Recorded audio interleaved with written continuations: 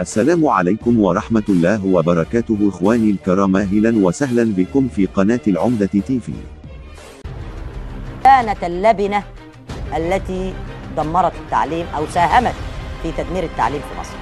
لما نيجي نربط بين تاريخ المسرحية وبين حرب 73 نجد إن دي كانت بعد هزيمة إسرائيل في حرب 73 وبداية الحرب الشاملة من الماسونية العالمية ضد مصر وضد المجتمع المصري والشعب المصري انتقاما مما حدث في حرب 73. حقيقة هو اللي فتح على نفسه.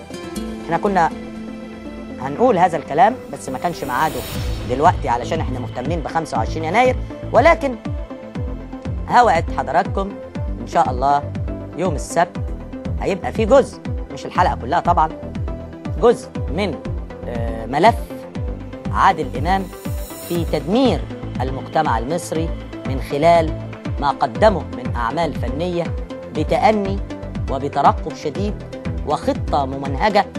لو حضراتكم خدتوا بالكم منها ورجعتوها وتأنيتوا فيها تلاقي إن 60% من هذه الأعمال كانت ممنهجة تستهدف اللامبالاة والصياعة، وتستهدف أيضا نشر ضرب الأخلاقيات والعادات والتقاليد والفلكلورات المجتمعية التي عاش الشعب المصري يحافظ عليها، لأن ده اسمه اللعب في مكون النسيج الاجتماعي لمصر.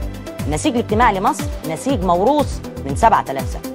علشان نضربه ونضرب أخلاقياته وخلقه ومبادئه بنحتاج مجموعة من الأدوات. بنستخدم الدراما، بنستخدم أحد الفنانين اللي بنصنعه زي ما جمال عبد الناصر صنع عبد الحليم حافظ علشان يبقى مطرب الثورة. الماسونية صنعت عادل إمام علشان يبقى هو المعتلي لعرش الكوميديا في مصر. ولو انتوا خدتوا بالكم ليه هو الفترة الطويلة دي ما سقطش من على عرش الكوميديا بالرغم من وجود فنانين آخرين كانوا ينافسوه؟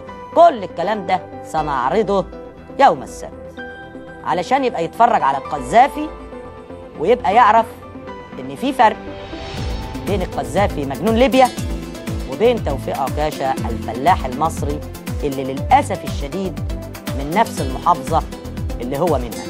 حقيقة المشخصاتية زي ما قال الأخ المتصل أستاذ عماد إن هو كان أكبر مشخصاتي كوميديا في مصر. أكبر مشخصاتي كوميديا في مصر.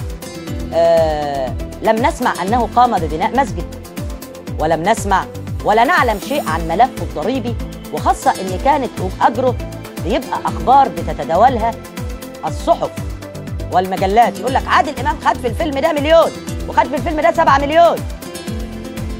إذن أن المشخصاتية أو هذا المشخصاتي تحديدا كان له رحلة وله ملف بدأ بعد تخرجه من كلية الزراعة في جامعة القاهرة، وانتهى بكشف حقيقة عادل إمام